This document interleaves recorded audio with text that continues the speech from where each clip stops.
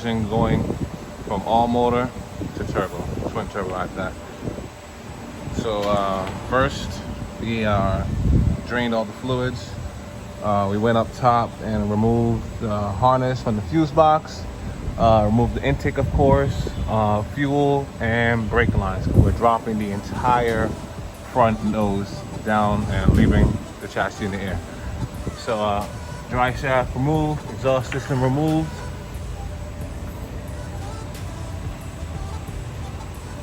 These headers are for sale. The link will be in the bio to buy these headers. These are stainless performance headers with a 2-inch inlet with a 3-inch collector. All right guys, so it is day 2. We have everything laid out on the table.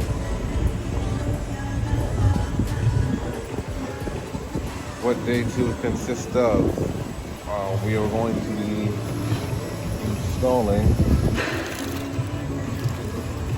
the Boundary oil racing pumps, and we're gonna start by dropping the entire swap out the car. Right now I'm going to remove my driver's side header because it is too large and it won't clear, so we gotta remove this header and we should be good to go to drop the engine. All right, I'll get back to you for the update. Okay, we're back. Sorry. We have removed the driver's side header. The only reason why we removed the driver's side header because I have aftermarket headers. For those who are stock header, you probably won't have to do this, but if you have an aftermarket header like I did, you will have to remove that. So again, remove brake lines, remove heater coil hoses, both sides, one here, one here. Those 2 guys, and eventually get it off when the motor comes down. Also, fuel line disconnected. Back over here, PVC, obviously, ECU fuse, and AC line, and that's basically it. So far, it's mocked up with intercooler. Get another view of it. Alright, we're working. Okay, and we're back. Now it's time for the initial teardown. We're going to be removing stock radiator and condenser. We're going to be removing the valve covers, spark plugs, timing cover, crank pulleys, just to get to the oil pump, to change out those oil pump gears. And after that, we're gonna switch back over to the transmission. This is the MT82, and we're going to be installing the Matic twin disc clutch. And yeah, I'll get back to you on that type of time. Okay, so we have our clutch bolt, and we have our ARP flywheel bolt torqued down to 70 foot-pounds.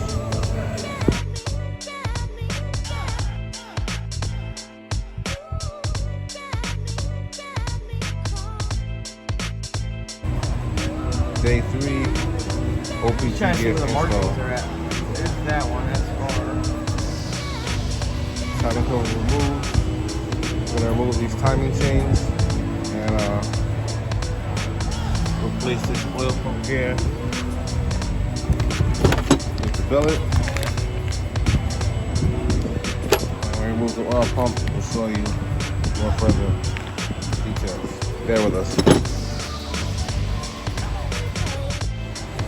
Oil pump removed. Process of removing the old oil pump gears and get over to install the new one. Yeah, on the bench.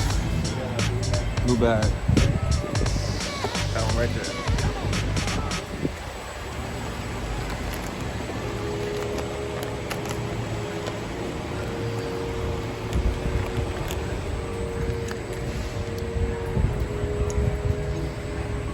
They came pre-greased, right? Or should we put some more grease on? No, they're greased. No. See, that's why I said don't put brake clean.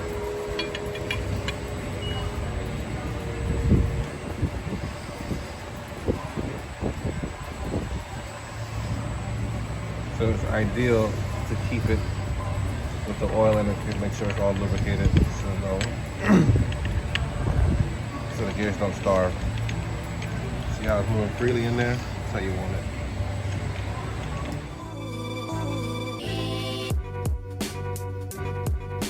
Should mock up these. That's nothing. It's just getting them through these tight spaces. The bitch, yes, we all know it's the bitch, so we're gonna figure it out. And yeah, do the damn thing. Should be going up tomorrow. We're all mocked up. And get the trans up and all that shit. So yeah. Stay tuned for day 5.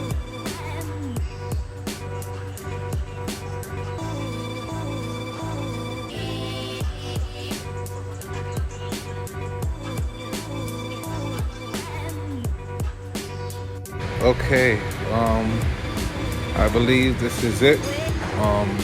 Now it's time to get her in the cell and do the cold side. We're gonna stop for today due to the fact the dealership is closing. It is what it is. I wish I could stay here all fucking night, but I can't. Everything is buttoned up for the hot side. The harness is tucked. Wire wear, oil cooler. May God be with you. We're probably gonna wrap it up with some heat wrap tomorrow just to make it extra sturdy. And we're back. Took a long time, but I'm back.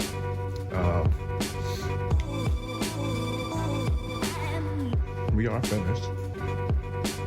I'm sorry that during the installation video, my other phone broke, so took some time to get a new one. But anyways, we're back now.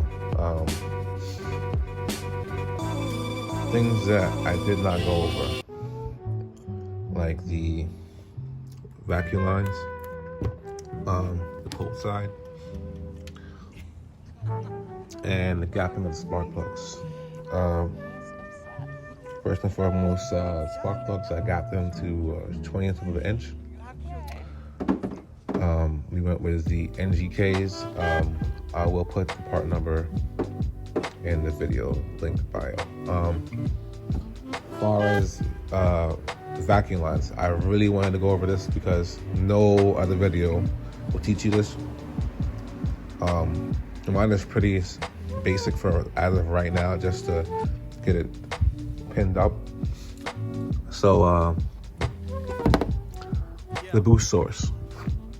On the Hellion twin turbo kit, the boost source will always be coming from behind the throttle body. Right here. That's how they want it to run. That's how Palm Beach Dino wants it to run.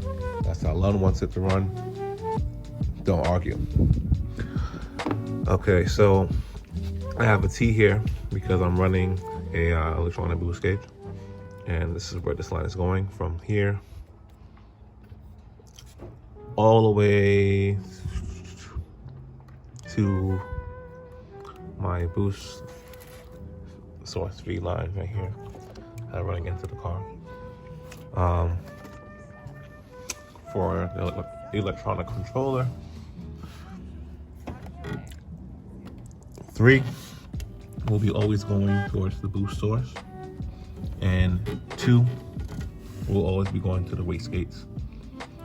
And 1 is blended to atmosphere. Pretty simple. That's what they say.